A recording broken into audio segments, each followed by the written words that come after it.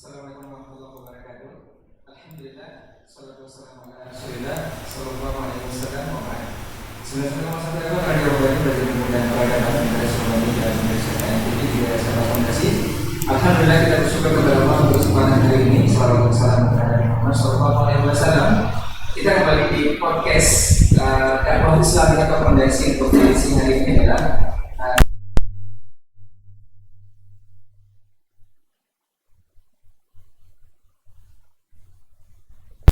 kita akan membahas satu tema yang notabene-nya banyak dilupakan atau banyak ditinggalkan oleh kaum muslimin saat ini, yaitu balik ke basic. Jadi Indonesia Inggris gitu ya, kita gabungkan biar lebih dapat akhirannya. Tapi kita akan berbicara tentang balik ke basic ini bersama guru kita Ustadz Dr. Dasman Yahya Ma'ali LCMA Hafizahullah Ta'ala. Assalamualaikum Ustaz. Waalaikumsalam warahmatullahi wabarakatuh. Kabar baik pagi ini Ustaz? Alhamdulillah. Alhamdulillah. Alhamdulillah. Walaupun hujan semalam, masya Allah. Nah Ustaz, baik, berkah juga Ustaz ya. Alhamdulillah. Allahumma sayyiban nafi'ah. Kita akan mulai saja, langsung saja Ustaz untuk topik atau pembahasan hari ini. Mudah-mudahan langsung aja kita Ustaz. Subhanallah. Berbeda dengan tidak ada pemanasan. Berbeda dengan hal-hal sebelumnya atau dialog-dialog kita sebelumnya Ustaz. Ini Masya kita Allah. ke topik yang sangat urgent sebenarnya. Subhanallah. Balik ke basic. Nah, sebagian kita tuh sebagian besar kaum muslimin Ustaz menyikapi selesainya tugas ataupun risalah yang dibawa oleh Rasulullah Sallallahu Alaihi Wasallam itu bahkan lebih banyak itu menyalahkan sebagian yang lainnya, seperti membawa mereka kembali ke hal yang dulu Ustaz, atau agama yang dulu atau zaman yang dulu. Padahal kita berada di era sekarang. Ya. Ini seperti apa Ustaz? Baik, barakallahu fika. Bismillah wassalatu wassalamu ala Rasulillah wa ala alihi wa sahbihi wa mawala wa ba'du. Alhamdulillah, pada pagi yang sejuk ini, mudah juga menyejukkan hati kita, menyejukkan iman kita. Saya sangat bersyukur bisa bertemu dengan antum, teman-teman di studio, dan saudara-saudara kaum muslimin dan muslimat, baik yang mendengarkan di Radio Robbani 91,1 FM ataupun yang menyaksikan melalui media Kampar TV atau Kampar Mengaji dan lain-lainnya yang bekerja sama. Mudah-mudahan pertemuan ini menghasilkan yang baik dan semoga dijauhkan dari segala yang buruk. Kita bersyukur karena kita bagian dari agama ini, agama yang memang originalitasnya terjamin dan eksistensinya takkan mungkin ditiadakan sampai akhir zaman, dan bahwasanya Nabi SAW sudah mengatakan bahwasanya akan tetap ada dari setiap zaman orang yang benar-benar tegak di atas ajaran yang telah dicontohkan Nabi SAW. Nah, berbicara tentang waktu atau kembali ke basic agama ini, kalau kita lihat Nabi kita SAW, baik pra kenabian maupun di saat beliau jadi rasul, dan bahkan para sahabat pasca kenabian.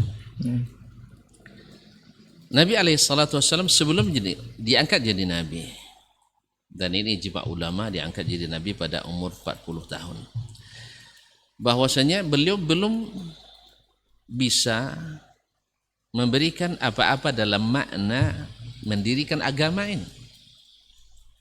Karena seperti Allah katakan, ma kunta tadri mal kitab walal iman. Sebelum turunkan Al-Quran ini kamu tidak tahu apa itu Alkitab atau apa itu Al-Iman. Maka Nabi SAW secara pribadinya saleh, tetapi belum berdakwah. Baru setelah turun wahyu kepadanya yang merupakan basic yang di atasnya dibangun agama Islam yang terjaga ini sampai hari kiamat, berdasarkan dua bahan pokok yang asli, turun langsung dari ilahi yang menurunkannya Allah Subhanahu wa taala melalui aminus sama, yaitu yang amanah dan malaikat semuanya amanah, tapi digelar dengan Aminus Sama, Jibril alaihissalam. Sehingga seperti kata Imam At-Tabari rahimahullah dalam tafsirnya, bahwasanya Jibril alaihissalam sama sekali tidak pernah membocorkan wahyu ini sampai turun kepada baginda Rasulullah sallallahu alaihi wasallam. Malaikat-malaikat yang lain yang di atas langit baru mengetahui Al-Quranul Karim setelah disampaikan kepada baginda Nabi alaihi salatu wassalam, saking amanahnya. Demikian pula Nabi kita alaihi salatu wassalam sebagai penerima wahyu juga sebelumnya digelar dengan Aminul Ard, Al-Amin, subhanallah. Yang menggelar Ar-Amin kepada malaikat Jibril adalah yang di langit, karena dia masyarakat atas di langit. Yang menggelari Al-Amin kepada baginda Nabi SAW adalah masyarakat bumi, karena beliau hidup di bumi, sehingga legitimat, artinya terjamin kebenarannya, karena yang kasih gelar adalah orang-orang yang bersamanya, yang tahu dan tahu segala tindak tanduknya. Ma'asyiral kiram, nah ketika Nabi berdakwah alaihi salatu wassalam, orang-orang Quraisy dengan segala latar belakangnya yang nyata-nyata sudah menyimpang dari ajaran nenek moyang yang asli. Ya, mereka menyebutnya ajaran nenek moyang mereka, tapi nenek moyang asli mereka adalah Nabi Ibrahim, Nabi Ismail alaihissalam. Jadi mereka mengklaim itu ajaran nenek moyang, padahal itu adalah nenek moyang yang datang belakang. Setelah Amr bin Lu'ay al-Khuzai datang ke Mekah membawa patung, itu pun diadopsinya dari tradisi Romawi. Ya, memang patung itu banyak di Roma, di Romawi. Roman memang adatnya berpatung-patung itu biasa. Nah, itu yang diadopsi oleh Amr bin Lu'ay al-Khuzai, yang akhirnya menyesatkan seluruh bangsa Arab. Dulu Ibrahim alaihissalam diperintah Allah SWT, antahira baitiya lit-ta'ifina wal-akifina wa ruk'a'is sujud. Ketika Ibrahim membangun Ka'bah, diperintahkan untuk membersihkan rumah Allah bagi orang yang salat. Tidak mungkin orang salat bersih kecuali tauhid. Wal-akifin, orang yang i'tikaf, wa ruk'a'is sujud, dan rukuk dan sujud. Tapi akhirnya menurut ajaran nenek moyang yang mereka klaim, sudah menjadi sarang berhala yang merupakan puncak kesyirikan. Nah, di saat itu Nabi alaihissalam, mereka menganggap Nabi alaihissalam datang berdakwah tidak kembali ke basic, artinya saba'a Muhammad keluar dari agamanya sehingga tidak jelas agamanya. Yang keluar dari kebiasaan mereka disebut as-sabi'in, yang tidak ada nasrani dan tidak pula mengikut yang mereka warisi dari nenek moyang mengklaim tadi, dianggap sabah. Nabi alaihissalam sebagai dianggap sabah oleh mereka, artinya keluar dari kebiasaan. Nah, Nabi kita alaihissalam padahal beliau ingin kembali ke basic tadi, balik ke basic. Ya, seperti yang didakwakan oleh Nabi Ibrahim alaihissalam, Nabiut Tauhid, Nabiur Rahmah, yang merupakan Khalilur Rahman, kekasih Allah Subhanahu wa taala. Lalu Nabi alaihissalam, karena orang-orang Quraisy sudah nyaman dengan tatanan masyarakat yang sudah biasa, walaupun sebenarnya tidak benar. Mereka tahu itu.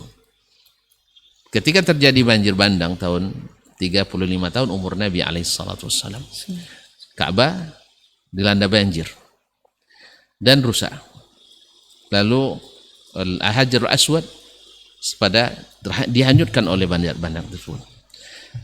Nah, saat itu mereka sepakat membangun kembali Ka'bah, karena itu adalah ya bagaimanapun ikonnya mereka, yang ikon yang sudah tercoreng oleh budaya-budaya yang mereka sebut nenek moyang tadi. Subhanallah, mereka tahu mana yang halal, mana yang haram rupanya. Untuk Baitullah ini mereka paham. Dan itu atas kehendak Allah SWT. Rumahnya tak boleh dari barang haram.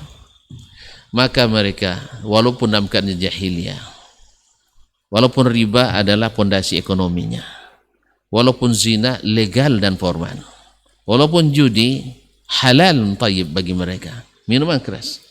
Tapi ketika membangun Ka'bah, balik lagi fitrah itu rupanya. Mereka bilang balik ke basic. Back to basic. Nah, subhanallah. Allah menghendaki itu. Mereka balik bahwa tidak boleh membangun Ka'bah ini dari harta judi. Tidak boleh hasil PSK. Apa PSK? Produk dari pekerja seks komersial. Tidak boleh dari hasil riba. Padahal mereka pemakan riba. Orang kayanya rata-rata hampir semuanya mereka makan riba. Yang tidak boleh dari hasil taruhan. Dan tidak boleh hasil menipu. Allah menghendaki Ka'bah tidak ada bahasa haram. Saking sedikitnya harta yang halal yang mereka miliki, akhirnya mereka tidak menyelesaikan Ka'bah, sehingga Hijr Ismail tak terbangun. Bayangkan orang sekaya itu yang perdagangan mereka, ekspedisi dagangnya sampai ke Romawi, sampai ke Persia, tapi mereka tidak bisa membangun Ka'bah yang tidak terlalu besar kan, untuk lihat sendiri, tidak besar, tidak cukup dananya. Pasal apa? Semuanya haram. Jadi semuanya haram. Jadi mereka sebenarnya paham itu tidak halal, paham itu tidak benar. Bahkan mereka juga tidak membolehkan hasil pedukunan. Oh, ternyata pedukunan tidak halal juga rupanya. Tapi mereka adalah pelakunya, subhanallah. Nah, Nabi SAW ingin mengajak mereka balik ke basic tadi. Yang tuan-tuan sendiri kan tahu bahwasanya Ka'bah ini harus disucikan. Nah, sekarang suci fisik saja tidak cukup, harus juga suci secara psikis. Nah, itulah diperlukan wahyu dan dakwah ini. Makanya Nabi SAW sebenarnya memanggil mereka kembali, tapi mereka merasa tidak pergi. Nah, kalau seandainya hari ini misalnya banyak di antara orang yang belum ngeh, kata orang Jawa itu ya, untuk menerima back to basic itu. Ketika kita bilang kembali kepada Al-Quran dan Sunnah, memangnya kami meninggalkan Al-Quran dan Sunnah, anak-anak kami hafal Quran, anak-anak kami ikut lomba Sunnah dan sebagainya. Tidak merasa.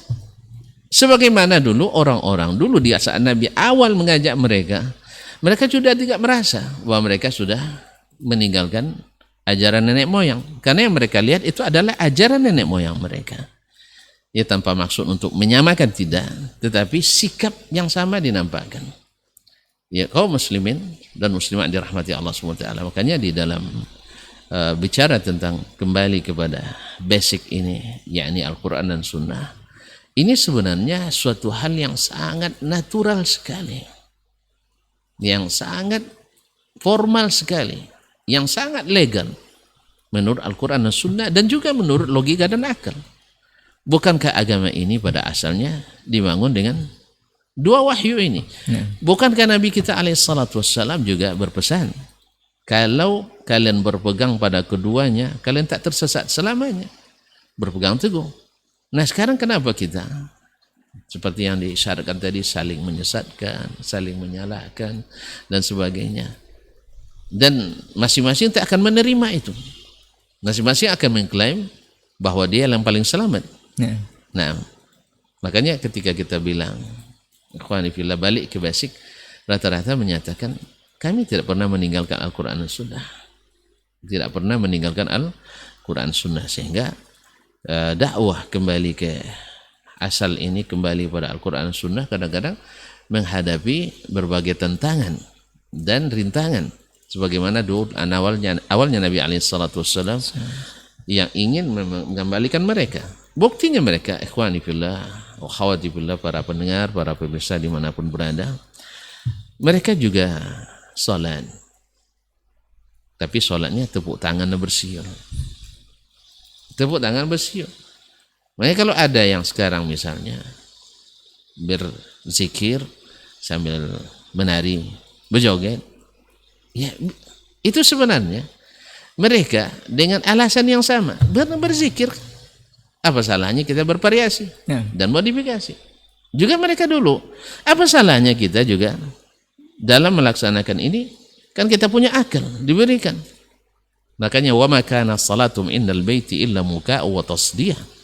Mereka salatnya di Baitullah itu tidak lain kecuali tepuk tangan dan tasdiyah, yaitu dan bersiul. Di saat mereka menganggap dengan dengan pemikirannya, dengan logikanya, orang-orang yang tinggal di sekitar Makkah itu orang-orang suci karena tinggal di tanah suci. Mereka berkhidmat jadi pengurus Masjidil Haram. Ada yang bagian pemegang kunci, ada yang bagian untuk melayani jemaah haji. Jadi mereka menganggap suci.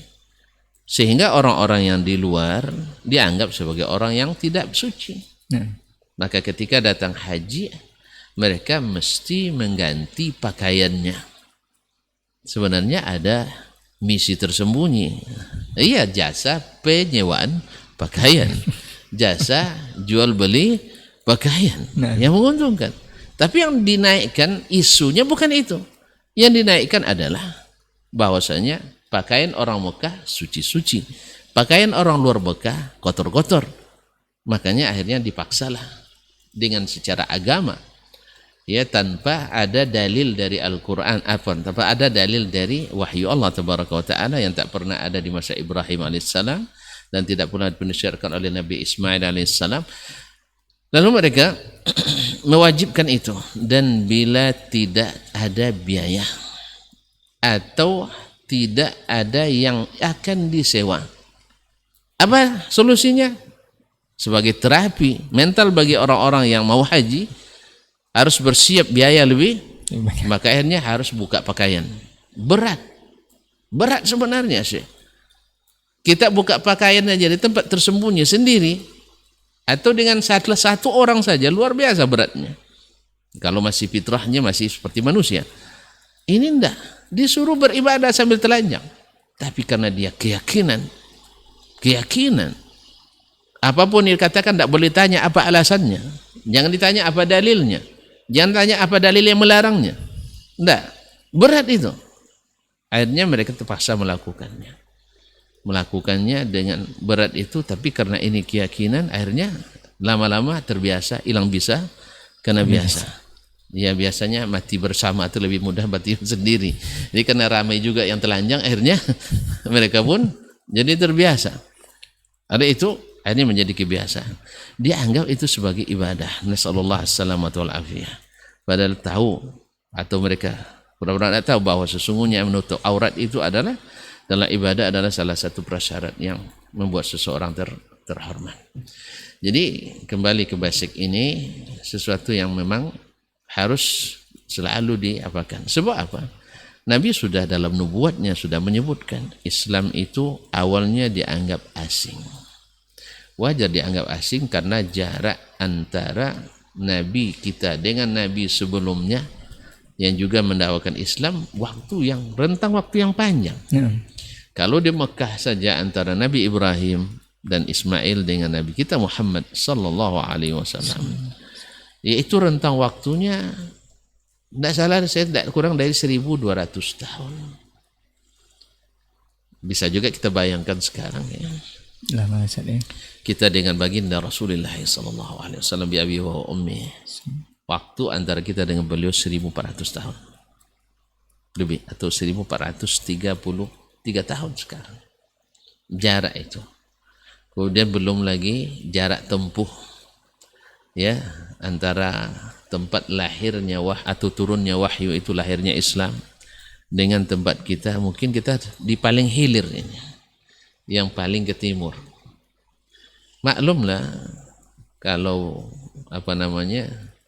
dalam perjalanan itu banyak singgah-seminggahnya. Ibarat aliran sungai, banyak sampah yang terhanyutkan juga. Dan jangan-jangan banyak di antara sampah-sampah aliran atau sampah-sampah penyimpangan terbawa juga ke hilir ini. Makanya kembali ke basic juga perlu untuk didengungkan. Tadi Nabi katakan bada al-islamu ghariban, akan datang, Islam itu dulu datang dianggap asing. Ya, dianggap asing. Bukan karena Nabi merasakan asing, tidak. Memang dianggap asing oleh orang. Karena orang sudah tidak mengenal lagi tauhid waktu itu. Lalu wasaufa atau sayaudu ghariban, dan akan kembali dianggap asing. Ini mukjizat. Tidak mungkin di zaman Nabi itu setelah Nabi berhasil dakwah dianggap asing lagi, tidak. Pasti berproses lagi panjang masanya.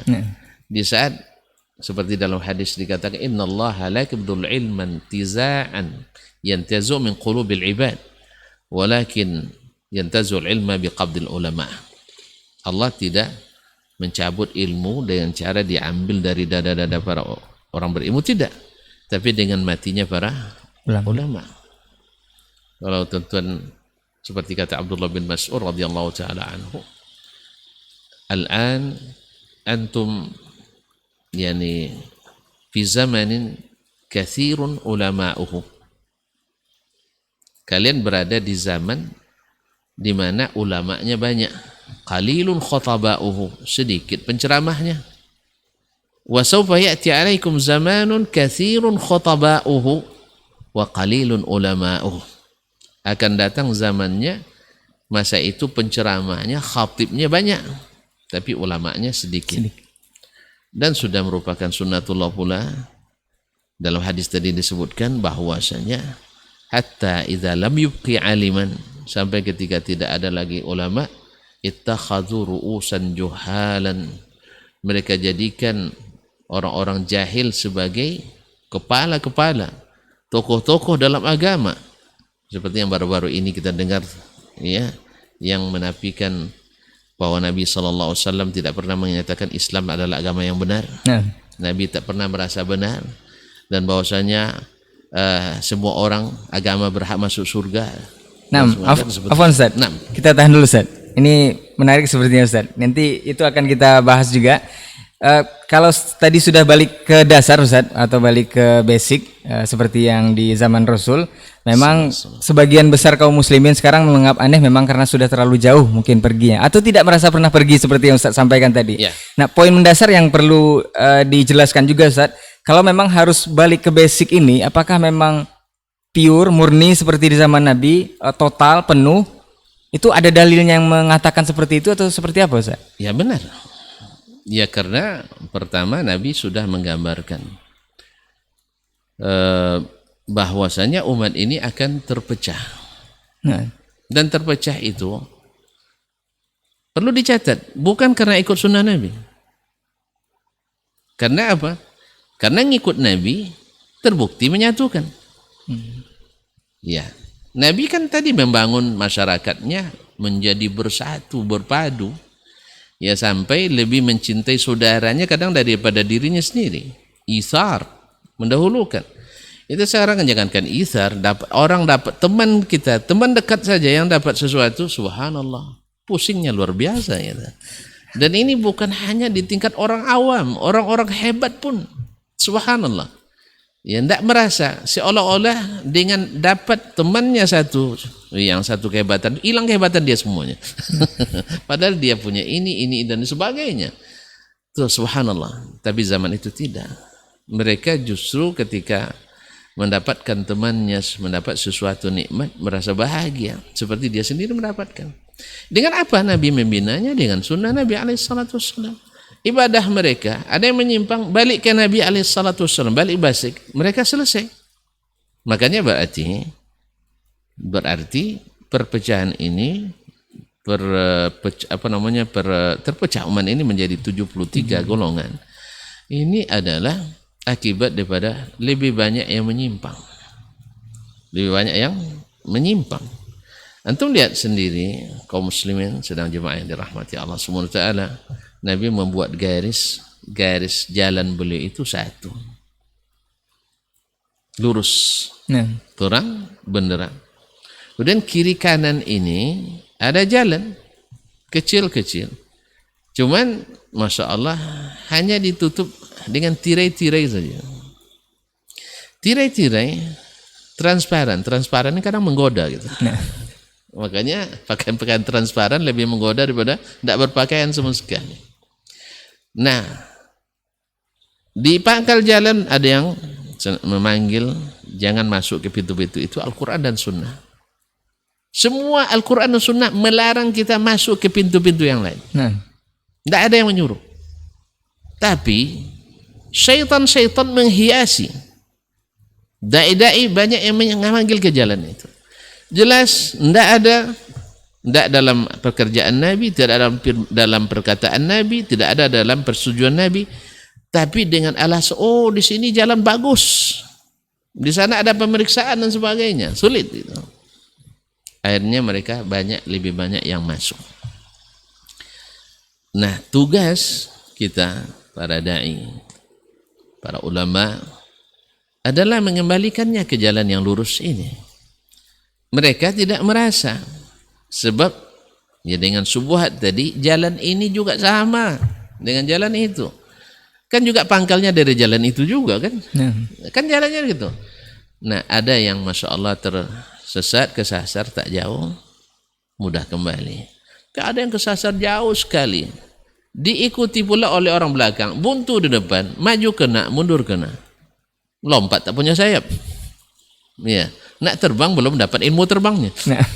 Jadi itu akhirnya mereka daripada akhirnya bermukim di tempat itu, tak balik lagi. Oleh itu ikhwani fillah, silakan ditelaah Al-Quran dan hadis secara jujur dari hati nurani yang paling dalam.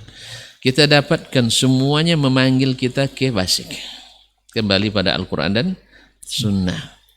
Ya, ketika Nabi katakan tadi, "Sataftariqu hadhil ummah ila 73 firqah, kulluha finnar."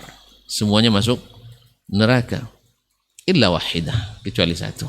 Subhanallah. Ya, potensi masuk neraka kita sebenarnya ikhwani fillah kaum muslimin. Ketika ada orang membawakan hadis semuanya masuk neraka, kita itu orang yang beriman yang akan menonjol dan dominan adalah takut kita masuk pada 70 golongan. Tapi sebagian tidak. Kamu nuduh saya masuk neraka. Subhanallah, kita tidak pernah nuduh orang masuk neraka. Bahkan kita takkan rela memasukkan orang dalam neraka. Siapa kita? Bahkan Allah sendiri maha penyayang pada umatnya. Ya, kalau bukan karena patut, karena keadilannya, Allah lebih suka kita masuk surga. Rahmat Allah itu lebih cepat daripada azabnya. Cuman masalahnya dipanggil-panggil balik, tak balik-balik juga.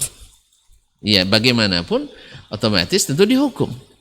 Ya, Allah sudah tunjukkan jalan ke surga itu satu. Yang 72 jalan ke neraka. Ini sedekah Rasulullah SAW. Jadi jangan dipandang antum suka nyesatkan orang, tidak. Tapi pandanglah saya, kalau sahabat dulu turun ayat, mereka bukan mengatakan ini ayat menuduh-nuduh kita ini, tidak. Tapi mereka merasa kalau andainya ayat ini yang dituju saya bagaimana? Ini yang terjadi kaum muslimin dan orang beriman itu. Kalau gitu saya berusaha jangan sampai salah satu dari 72 itu. Maka saya akan cari apa yang satu itu. Maka Nabi katakan, ya, sebagian kan mengklaim kullun yada'i waslan bi Laila wa Laila la tuqir lahu bidzaka. Wa Laila la tuqir lahu bidzaka. Semua klaim Laila itu bagian saya itu. Dia sudah mau dengan saya. Yang satu bilang, enggak, kemarin saya dikerlingnya. Enggak, kemarin saya diberikannya makanan, dikiriminnya makanan dan sebagainya. Padahal Laila la tuqir lahu bidzaka. Laila tak pernah mengakui ada cinta. Oleh itu ikhwani fillah, seperti kata Umar bin Khattab radhiyallahu taala, "Laisa asy-sya'nu an tuhib, walakin asy-sya'na kulla sya'na an tuhib." Masalahnya bukan bagaimana kamu mencintai. Semua orang boleh klaim mencintai. Tapi yang lebih masalah itu adalah bagaimana cintamu diterima. Bagaimana cintamu diterima. Semua orang bisa enggak, saya cinta. Cuman sanggup enggak antum mengorbankan cintamu demi cinta kepadanya? Ini yang derajat cinta iman itu ikhwani fillah. Ma'asyiral kiram yang dirahmati Allah semua. Jadi kembali ke basic tadi, yang 72 jelas menyimpang. Mana yang satu itu? Nabi tidak biarkan kita menafsirkan sendiri. Nabi tidak biarkan kita menafsirkan sendiri. Sebab penafsiran itu multi sekali. Semua orang akan merangkuh menganggap dirinya. Dan itu wajar. Wajar seseorang menganggap diri yang benar. Karena kalau dia menganggap salah, tidak mungkin dia salah. Iya, dia semuanya nganggap yang benar. Maka Nabi SAW berikan jawaban, karena jawaban Nabi pasti benar. Jawaban kita mungkin benar, mungkin tidak benar. Maka Nabi katakan ketika tanya seperti apa mereka, Nabi katakan, man kana ala mithli ma ana alaihi al-yawma wa ashabi. Mereka adalah orang yang seperti apa aku hari ini, seperti itulah mereka beragama. Itu poinnya tadi saya. Itu poinnya. Kalau enggak kan akan banyak penafsiran. Dan penafsiran itulah yang membuat kita menyimpang. Antum tadi ketika nak masuk ke gang itu, tafsirnya apa? Di sini kayaknya lebih dekat. Tafsirnya. Apa sebab? Di sini ada rumah mertua saya dan sebagainya. Banyak teman-teman saya, teman sekolah di situ. Padahal jalan rupanya sejak antum belajar ke luar negeri sudah ditutup di situ. Atau belajar luar daerah dan ditutup. Atau jangan-jangan banyak premannya di situ. Makanya ikhwani fillah, memang istiqamah itu berat memang. Jadi disebutkan siapa yang beragamanya seperti saya pada hari ini beragama. Dan dalam gambaran lain Nabi menyebutkan orang-orang yang melakukan islah ketika kebanyakan orang dalam keadaan rusak. Jadi bisa saja di suatu masa itu yang menyimpangnya lebih banyak. Menyimpang lebih banyak. Karena apa? 72 golongan. Anggap aja pengikut dari masing-masing golongan itu sedikit, tapi dikumpulkan 72 lawan 1 pasti yang banyak 72.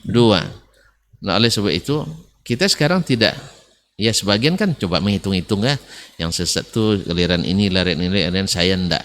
Antum akan dapatkan padanya yang sesat juga nanti itu. Ya, orang yang mencoba seperti itu, dia alasan ini sesat karena pemikirannya begini, alasannya sesat. Antum lebih punya pemikiran yang lebih sesat daripada itu kadang. Ya, oleh sebab itu tidak perlulah kita mencari mana yang sesat itu, tapi yang paling perlu adalah mana yang tidak sesat itu. Nabi sudah tunjukkan, beragama seperti saya beragama. Nah, makanya Nabi ketika menyebutkan dalam hadis lain, setelah saya pergi akan terjadi ikhtilafan katsiran. Siapa yang hidup di antara kalian akan melihat perselisihan yang banyak. Seperti yang kita lihat hari ini. Hari ini kalau buka medsos pasti ikhtilafan katsiran. Nah, ini sudah dikatakan Nabi SAW. Nabi lalu jelaskan gimana caranya, alaikum bisunnati. Jelas sekali pesan Nabi, ikutlah sunnahku. Nah, sunnah Nabi seperti apa? Dan sepakat ulama bahwa sunnah Nabi itu pada 3 hal. Ini yang disepakati ya. Yang lain ada khilafnya. Pertama adalah perkataan Nabi sallallahu alaihi wasallam. Yang kedua adalah perbuatan Nabi.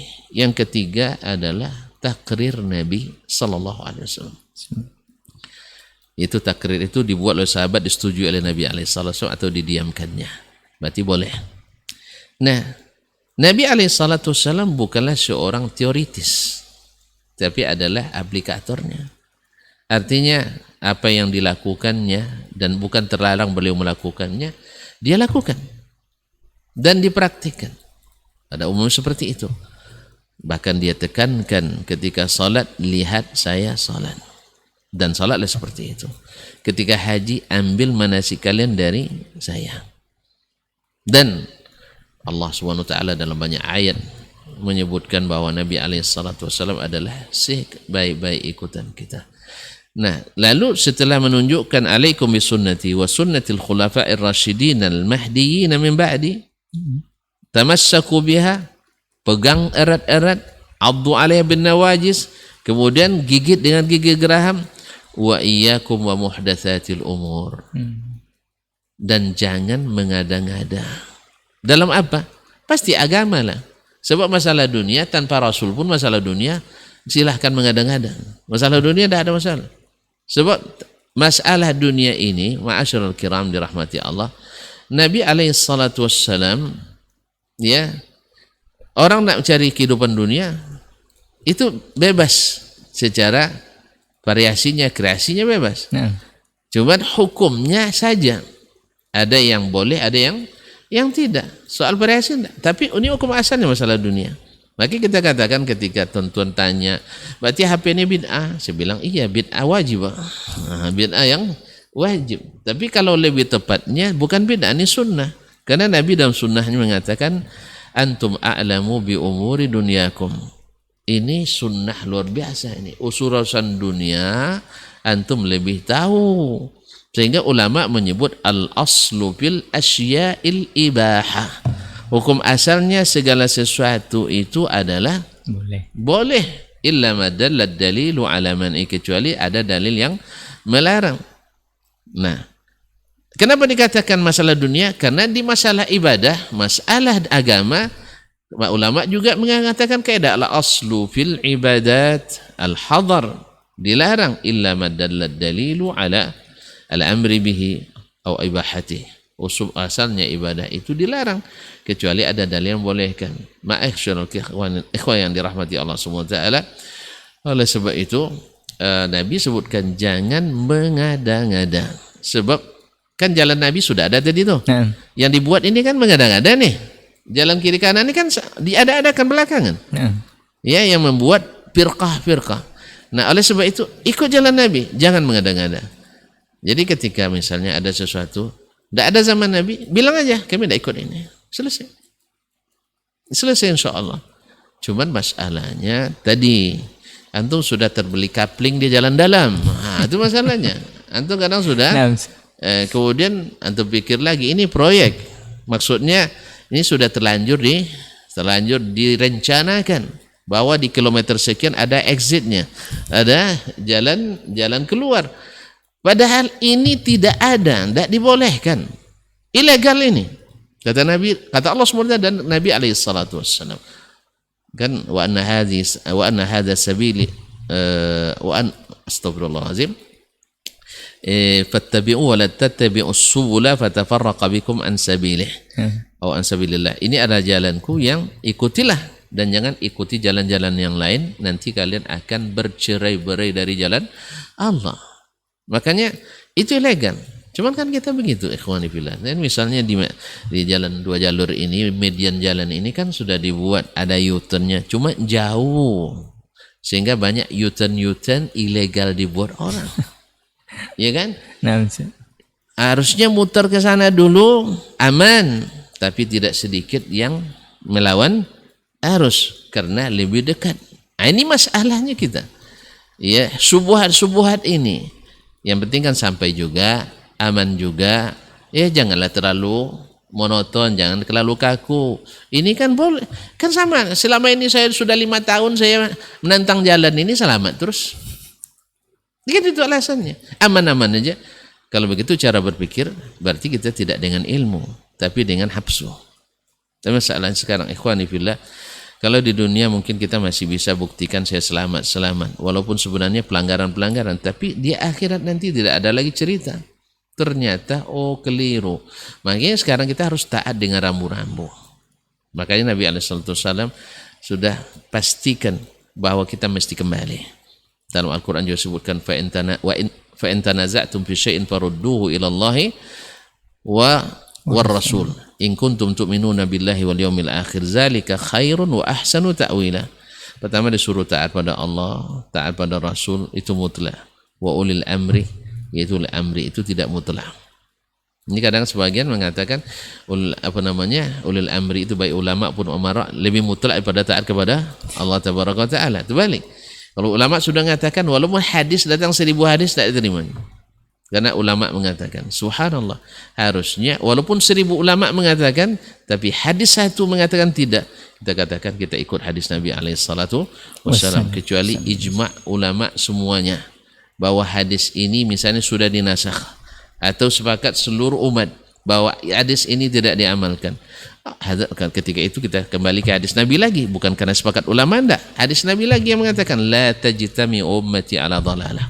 Umatku tak akan pernah sepakat dalam berbuat sesat. Baik Ustaz, kita potong dulu Ustaz. Tadi poinnya memang harus balik ke basic dengan murni atau pure, full Ustaz ya. Tadi sudah dijelaskan bahwa jalan Nabi itu hanya satu, jalan yang lurus, jangan ikut kiri dan kanan karena itu banyak syubhatnya. Ini ada ya juga yang mengklaim Ustadz kalau memang harus balik ke dasar. Sebenarnya kan beragama balik ke dasar itu atau balik ke basic itu asik Ustadz, mudah alias mudah, gampang-gampang saja. Kalau banyak berkreasi itu akan lebih menyulitkan Ustadz. Menyulitkan, makan biaya dan turun harga. Nah, tapi ada juga yang mengklaim kalau apa-apa yang dilakukan ini adalah hal yang lumrah-lumrah saja, baik-baik saja, karena kita memiliki akal yang akan mencerna bagaimana hal ini dilakukan dan akan diterima oleh Nabi. Ini fungsinya akal ini seperti apa? Baik. Karunianya. Jazakallah khairan. Nah, Ustaz. Tadi kita sudah mulai dari awal. Nabi manusia paling cerdas. Saya sengaja memulai dengan Nabi tadi. Karena Ibnul Jauzi dalam kitab Al-Azkiyah menyebut manusia paling cerdas itu para nabi dan rasul alaihi wassalatu wassalam. Tidak ada yang mengingkari ini kecuali orang kafir memang. Ya, bahwa nabi dan rasul manusia paling cerdas. Di antara rasul dan nabi yang paling cerdas adalah Sayyiduna Muhammad sallallahu alaihi wasallam. Tapi ternyata akalnya tidak bisa membuat agama. Nabi alaihi salatu wassalam tidak bisa berdakwah sampai umur 40. Dia tidak melakukannya. Berarti akal itu memang berfungsi besar.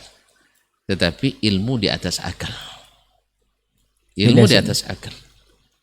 Karena Allah tak pernah memuji dirinya dengan berpikir atau dengan berakal.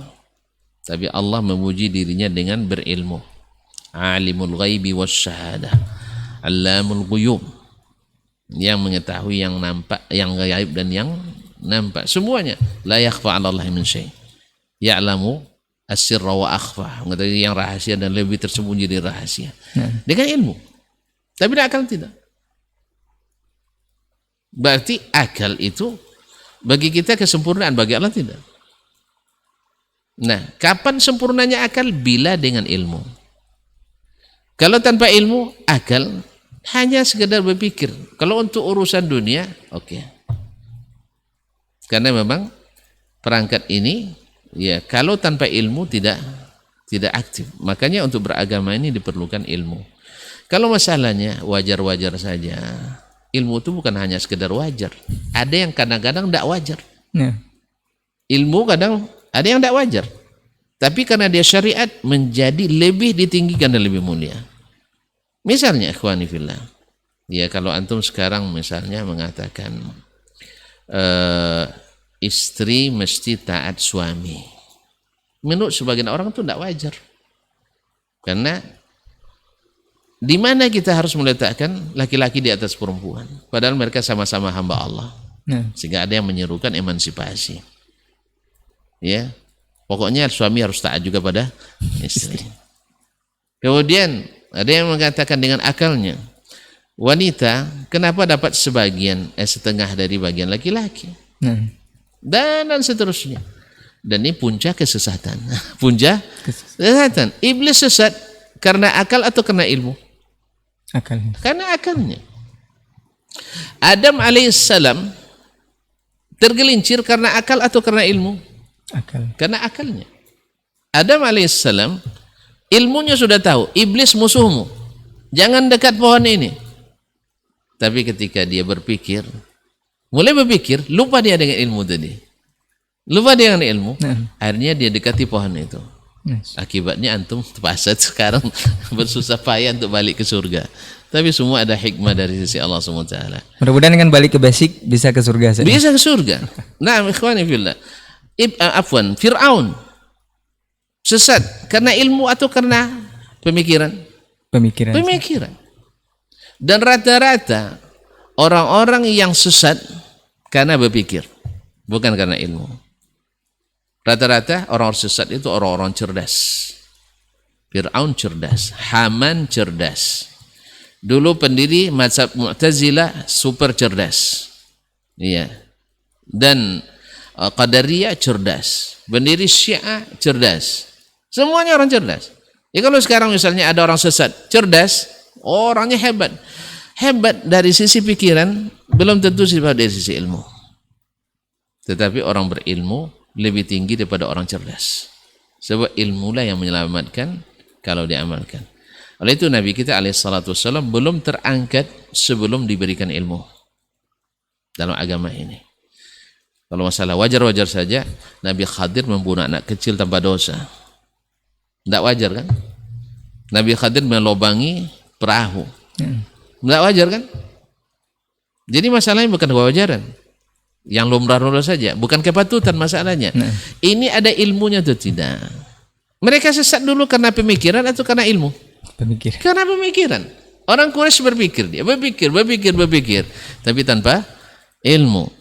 Ya kan? Orang-orang sesat dulu, syirik di zaman Nabi Nuh alaihissalam, mereka berpikir atau tidak? Berpikir, tapi tidak ada ilmunya. Sehingga mereka menyembah Yaghus, Suwa, Ya'uq, Nasr dan sebagainya. Karena berpikir, ini orang dekat kepada Allah. Lalu kita buat gambarnya supaya ingat kepada Allah Subhanahu wa taala. Lalu buat patungnya karena mereka sudah jadi wakil-wakil Allah. Akhirnya nanti nyembah mereka langsung dengan pikiran semuanya. Makanya orang yang mengandalkan pikiran disebut ahlur ra'i, dan ahlur ra'i disebut dengan ahlul hawa, dan hawa lah yang banyak menyesatkan. Oleh itu ikhwani fillah, saya katakan cerdas tidak patokan, karena agama ini bukan untuk orang cerdas saja, agama ini untuk orang beriman. Dan iman itu sangat sederhana, tidak seperti sesulit yang dibuat oleh orang-orang cerdas. Orang cerdas ingin orang beriman seperti cara mereka semuanya. Buat penelitian di labor dulu, baru itu baru beriman. Dah. Al-Quran Allah turunkan kepada galangan Nabi, kemudian dibacakan kepada hamba sahaya, dibacakan kepada para penguasa, dibacakan pada konglomerat, para pejabat, semuanya masuk. Kecuali yang tidak beriman. Jadi agama ini sangat mudah, jangan dipersulit. Mudah sekali beriman itu. Dzalikal kitabu la raiba fihi hudal lil muttaqin. Ini Al-Quran tak ada keraguan padanya. Tak ada keraguan, perlu penelitian?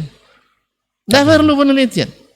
Maka temuan-temuan orang sekarang tentang mukjizat ilmi dalam Al-Quran, mohon maaf ya, bukan tidak bernilai, tapi jauh lebih hebat apa yang dibahas misalnya oleh Imam Asy-Syafi'i, oleh Imam Ahmad, Abu Hanifah tentang bagaimana antum bersuci dari hadas kecil dan hadas besar. Sebab apa? Penemuan-temuan ini hanya membuat antum wah luar biasa, tapi belum mendekatkan antum pada Allah Tabaraka wa Ta'ala. Makanya dulu orang beriman dulu baru belajar Al-Quran. Ya, beriman dulu baru baca Al-Quran, sehingga Al-Quran itu jadi petunjuk hudal lil muttaqin. Tapi kalau untuk nunggu teliti dulu, ternyata kebanyakannya tidak ada biaya penelitiannya. Akhirnya antum jadi orang peragu. Makanya berapa banyak orang baca Al-Quran dia tidak beriman yang Al-Quranul Karim. Apa sebab? Karena dia harus mengandalkan kecerdasannya dulu baru beriman. Dan tentu saja tidak semua yang layak menurut akal mesti seperti itu menurut Al-Quranul Karim. Ma'asyarul kiram dirahmati Allah. Oleh itu Imam Ali bin Abi Thalib radhiyallahu taala anhu, Imam Ali, tidak apa-apa ya. Nah, karena Imam Abu Bakar, masa kita Imam Ahmad kita bilang Imam Ali, tidak kita sebut imam. Nah, Ali bin Abi Thalib radhiyallahu taala anhu, dia mengatakan law kana ad-dinu bil aqli lakana masu asfalil khuffaini aula min mashi a'lahuma. Andainya agama itu dengan akal, dengan kecerdasan, pasti mengusap tapak sepatu lebih utama daripada mengusap punggung sepatu. Padahal yang kotor kan yang di tapaknya, yang di bawahnya. Yang di bawahnya, kenapa yang di atas ini diusap? Kalau demikian nanti yang mohon maaf yang buang angin di belakang, kenapa muka yang dibasuh? Kenapa tidak tempat buang angin? Nah, makanya kaum muslimin muslimat dirahmati Allah, inilah makna daripada kembali ke basic itu. Basic agama kita ini bukan akal. Basic agama kita adalah wahyu. Karena apa? Akal itu sangat terbatas.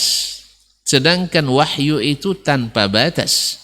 Karena datang dari yang ilmunya tanpa batas, yaitu Allah Tabaraka wa Ta'ala. Tapi Ustaz, nah, menyambung lagi Ustaz, dari orang yang mungkin ditokohkan barangkali yang tanda kutip dianggap cerdas juga Ustaz, dari penyampaian-penyampaian itu ada juga yang mengatakan bahwa amalan-amalan yang dilakukan ini seperti yang masih dalam bulan ini Ustaz ya, Rabiul Awal ya, mencintai Rasul itu tidak ada yang tidak sepakat kecuali satu golongan saja untuk mengadakan, boleh kita sebut saja dengan Maulid Nabi ini. Semua yang ada dalam golongan Islam ini semuanya sepakat bahwa Maulid itu disunahkan atau boleh dilakukan. Tapi hanya ada satu golongan, mungkin tidak disebutkan Siapa? nama. Golongannya itu adalah siapa golongan satu? Hah? Itu yang harus dikatakan Ustaz, apakah ini benar atau tidak Ustaz? Tapi kaum muslimin dan muslimat, kalau yang dimaksud Dalam satu golongan itu mungkin satu golongan itu ormas, banyak ormas yang tidak maulid. dengan Salafi Wahabi mungkin Ustaz ya. Masyaallah ikhwah yang dirahmati Allah. Kembali lagi, kalau hanya mengikut dalam Al-Quran semuanya atau hampir semuanya, kebanyakan manusia itu la ya'lamun, tidak berilmu, la yafqahun, tidak mengerti, la yu'minun, tidak beriman. Kalau ikut kebanyakan. Ma'asyiral ikhwan. Tadi juga hadis secara eksplisit sudah menunjukkan di akhir zaman itu yang banyak adalah golongan yang menyimpang daripada golongan yang. Nah, jadi ukuran kita sekarang bukan pada kecerdasan seseorang, bukan kepada banyaknya yang mengikuti, bukan dominasi. Agama ini bukan dominasi. Agama ini adalah ilmu. Maka sekarang kita pertanyakan, dasar orang yang mengadakan apa? Dasar orang yang tidak mengadakan apa? Lalu kita lihat ilmunya, dalilnya. Ya, sebagian mengatakan dalil, ya ini membahas masalah ini sensitif juga sebenarnya. Sebaik apapun bisa ucapkan nanti pasti akan komentarnya tidak juga menyenangkan. Menyalahkan lagi Ustaz. Iya, menyalahkan lagi. Ya sekarang apa dasarnya yang mengadakan, apa dasar yang tidak mengadakan? Ya, masing-masing pasti ada hujahnya. Pasti ada hujahnya. Yang tidak mengadakan, hujahnya sederhana. Sebaik petunjuk adalah petunjuk Muhammad sallallahu alaihi wasallam. Kalau alasan mencintai Nabi alaihi salatu wasallam, kita katakan tidak ada generasi yang lebih mencintai Nabi lebih dari generasi pertama. Tidak terbandinglah cinta Abu Bakar dengan Profesor Abu Bakar. Tidak sebandinglah cintanya Umar bin Khattab dengan Pak Umar bin Khattab. Tidak sebandinglah cinta Utsman ya dengan cintanya Dasman. Mereka adalah orang-orang yang diakui oleh Allah Tabaraka wa Ta'ala, diakui oleh baginda Nabi alaihi salatu wassalam. Kalau pernyataan cinta, maka cinta mereka teruji, kualitas berani diadu, ya, mutu berani diadu. Tidak ada yang meragukan itu, kecuali orang-orang yang tersesat jalan, bahwa sahabat lebih mencintai Nabi dari generasi manapun, sehingga masuk mereka jarak-jarak radhiyallahu anhum wa radu anhu. Nah, yang kedua, kadang-kadang orang kan mencemooh juga, seandainya ada kebaikan pasti mereka lebih dulu melaksanakan.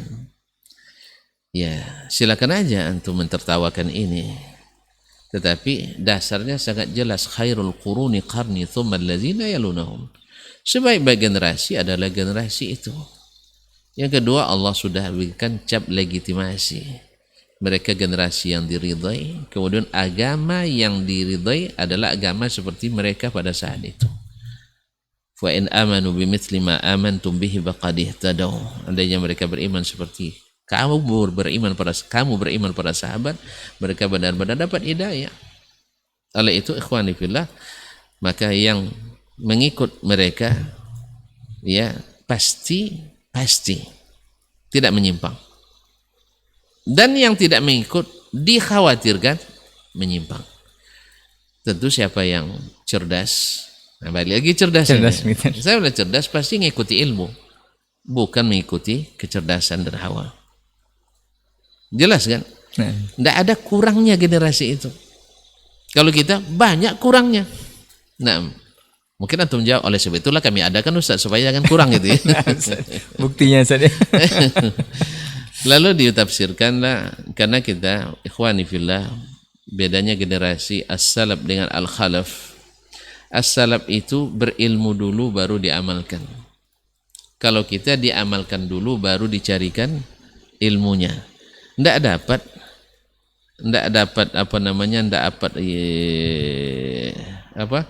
tidak ada emas bungkal diasah. tak ada kayu, jenjing dikeping. Akhirnya apa? Yang tak menjadi dalil akhirnya bisa dijadikan dalih. Yang tidak dipahami oleh salaf seperti itu, akhirnya kita paksakan memahami seperti itu. Apa sebab? Karena tidak ada dalilnya lagi. Lalu kita kumpulkan zallatul ulama. Padahal zallatul alim, zallatul alam. Tergelincirnya seorang ulama, tergelincirnya seluruh alam. Oleh itu, ma'asyiral ikhwati wal akhwat yang dirahmati Allah, ya bagaimanapun dalam masalah ini, masalahnya bukan kecerdasan tapi ilmu. Kalau disebutkan tidak ada yang meninggalkan maulid kecuali satu golongan, mudah-mudahan ini rekomendasi nih. Ya, mudah-mudahan rekomendasi. Karena memang kata Nabi alaihissalatu wassalam, semuanya, nah ini mohon maaf nih, saya tidak dalam rangka menghukum yang maulid masuk neraka, na'udzubillah, thumma na'udzubillah, thumma na'udzubillah. Bukan itu maksud kita, ya. Tapi karena sudah disebutkan seperti itu, mudah-mudahan kita masuk yang satu tadi, yang beragamanya persis sama dengan zaman Nabi alaihissalatu wassalam. Di zaman Nabi datang Rabiul Awal, berapa tahun itu? 13 tahun di Mekah, 10 tahun di Madinah. Selalu melewati Rabiul Awal. Oke lah, di Mekah kan masalah sulit kan. Madinah sajalah. Madinah 10 tahun kan tidak aman. Boleh katakan relatif aman, ya sudah aman sekali. Maka tidak pernah ada perselisihan dan kegalauan bila datang bulan Rabiul Awal. Tidak ada. Mereka biasa saja datang Rabiul Awal. Sampai abad kedua, abad ketiga, abad keempat, mulai terusik kenyamanan itu. Ya kalau kembali ke tadi, aman-aman, harusnya kembalikan yang aman kan itu kan. Kembalikan ke yang aman seharusnya. Kan tadi kan kami aman-aman aja, kenapa kalian usik? Sekarang balik lagi ke yang aman yang asli. Dulu aman-aman, setelah diadakan baru tidak aman. Apalagi di akhir zaman. Apalagi di negeri kita yang sangat jauh dari pusat ilmu itu sendiri. Ma'asyiral ikhwan yang dirahmati Allah SWT, hanya setiap datang bulan Rabiul Awal atau 2 bulan sebelumnya, semua dalam keadaan was-was. Ya, was-was, ketakutan. Yang mengadakan takut dihujat. Yang tidak mengatakan takut difitnah. Ya, dan sebagainya. Semua kekhawatiran. Nah, sumbernya di mana? Sumbernya di mengadakan atau di meniadakan? Ya, sepakatlah kita mengatakan bahwa sesungguhnya setelah diadakan baru terusik keamanan umat Islam, kenyamanannya. Nah, kalau gitu ya berusahalah untuk untuk menghilangkan sebab-sebab tidak nyaman itu. Nah, sebab-sebab tidak nyaman itu. Kalau untuk mencintai kan sudah ada contoh terbaik, generasi terbaik. Nah, kalau dikatakan dari seluruh umat Islam di dunia hanya satu golongan yang tidak mengatakan, ya wallahu ta'ala, apa cirinya? Tidak ada di zaman Nabi, tidak mereka buat.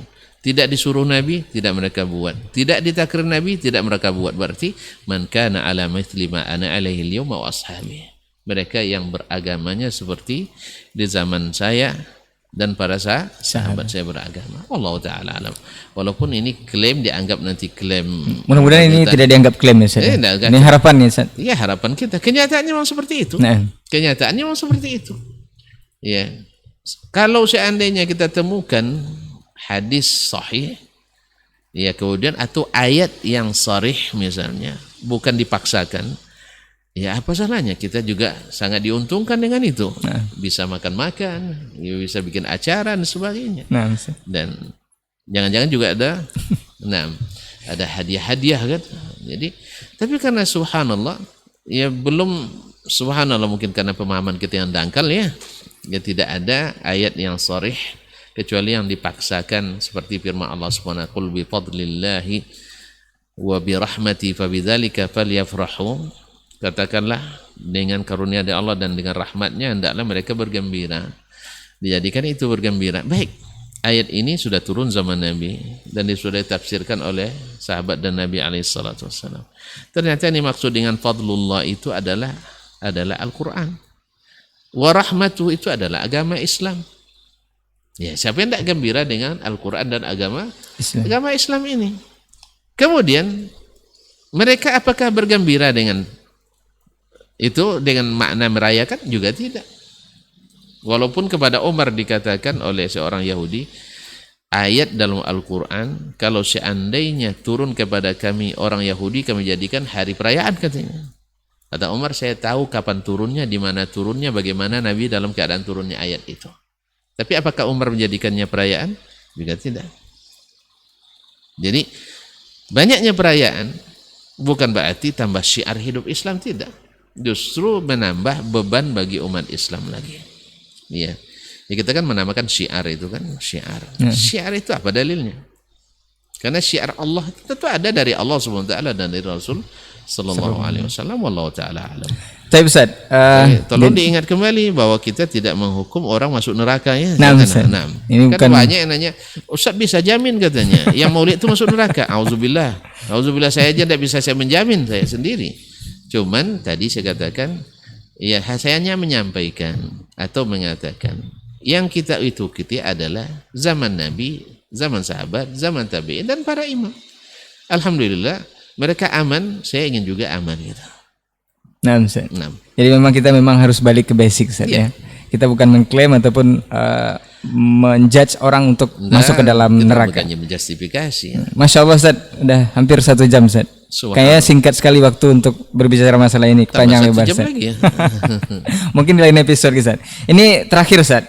Ini apa nasihat, Ustaz, ya, untuk yang seperti yang Ustaz sampaikan yang agak saya cut tadi.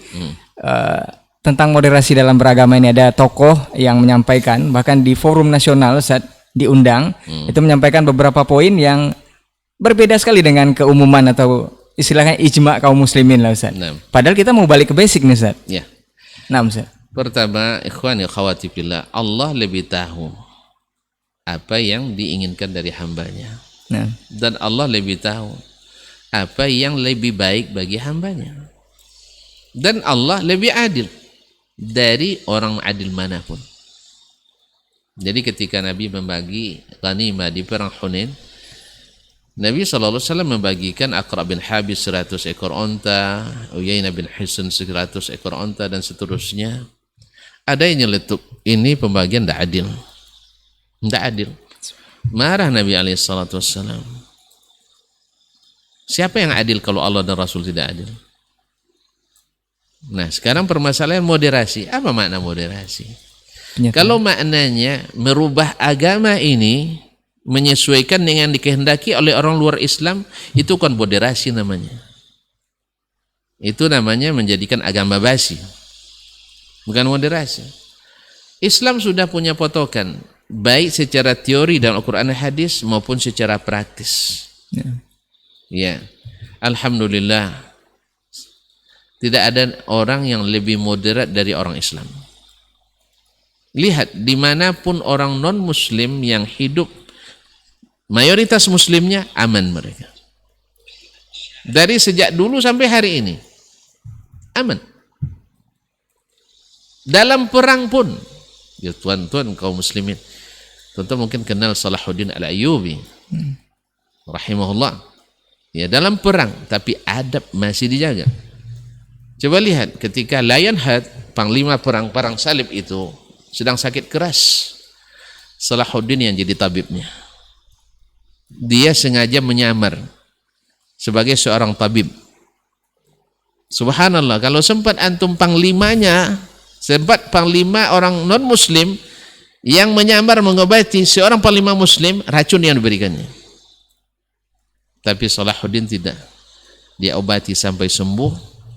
Nah, setelah sembuh baru dia buka penutup mukanya. Saya adalah Salahuddin Al-Ayyubi, sampai jumpa kembali di medan perang. Begitu. Orang-orang benar itu selalu berani. Ma'asyiral ikhwan. Terjadi peperangan karena fitnah antara Muawiyah dan Ali bin Abi Thalib. Abu Hurairah radhiyallahu taala anhu ada di pasukan Ali. Tapi pas jam makan, dia pergi ke tempat Muawiyah. Karena hidangan Muawiyah lebih beda daripada Nabi. Lihat ikhwan, berperang, tapi subhanallah, karena mereka bukan berperang karena haus darah seperti yang tafsirkan, tidak. Jangankan sesama muslim, kepada orang kafir sendiri, Nabi SAW pesankan jangan sampai ada darah yang tumpah kecuali orang yang mengangkat senjata.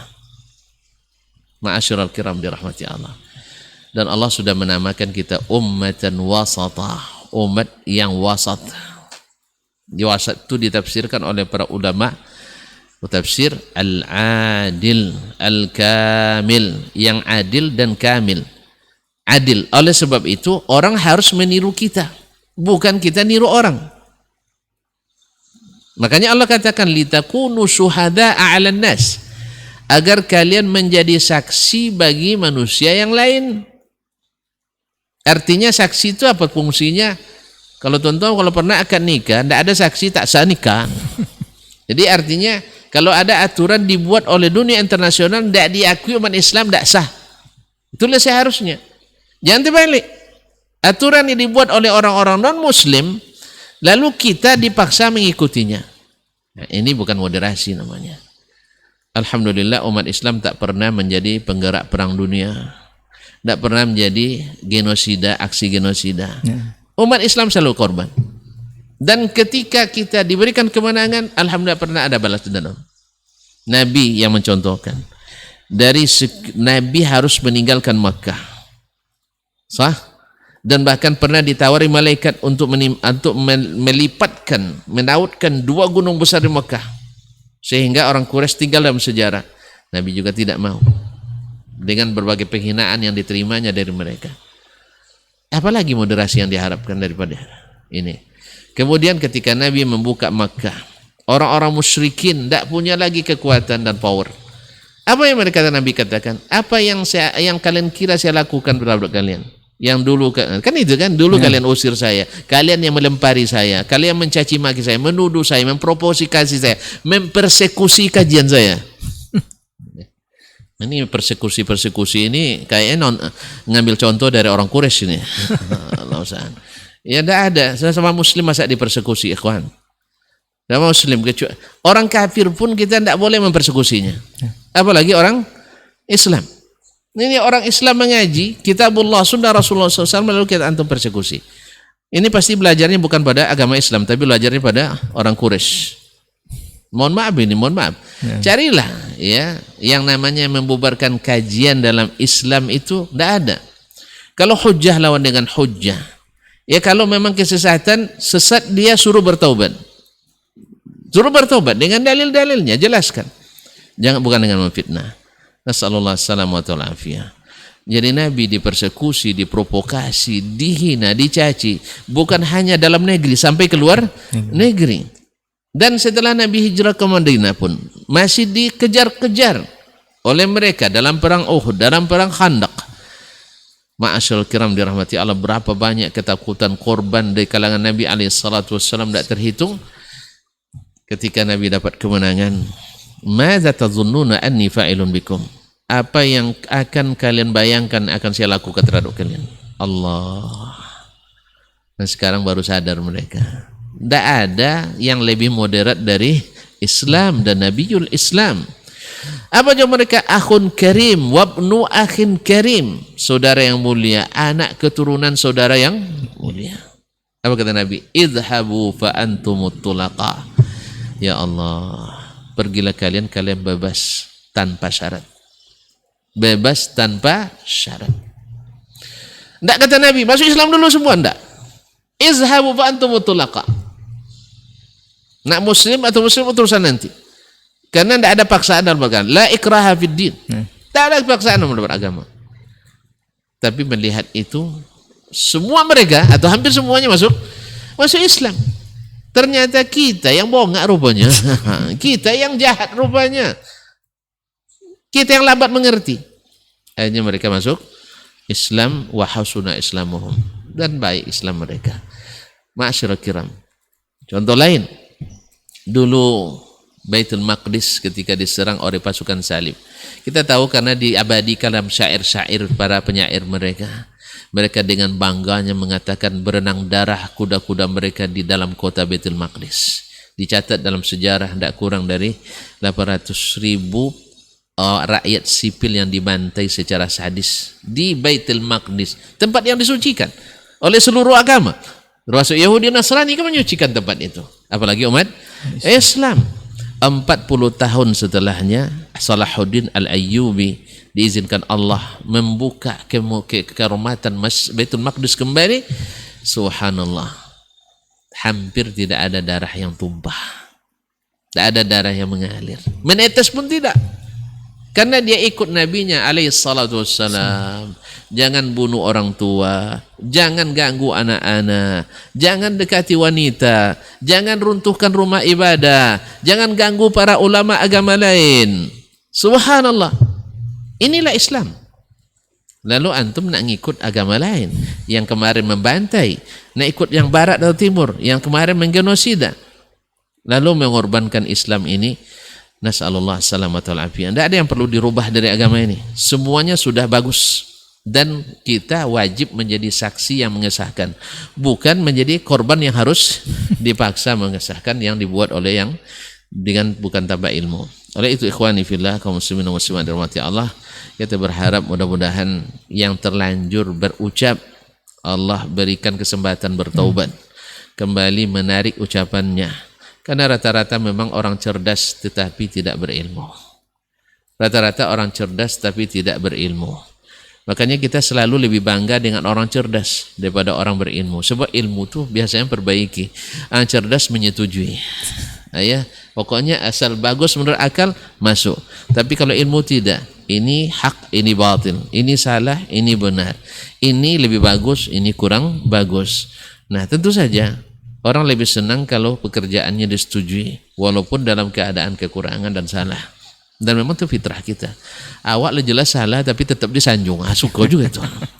Tapi sudah walaupun salah tapi diperbaiki, berat memang. Tapi Allah bagi yang Allah inginkan bagi kebaikan, Allah lapangkan dadanya menerima Islam. Oleh itu, ini yang mungkin kita sampaikan, bahwa moderasi dalam Islam tidak ada yang perlu direvisi. Semuanya secara teori, secara aplikasi. Tidak ada yang terzalimi dalam Islam. Justru Islamlah yang selalu dizalimi.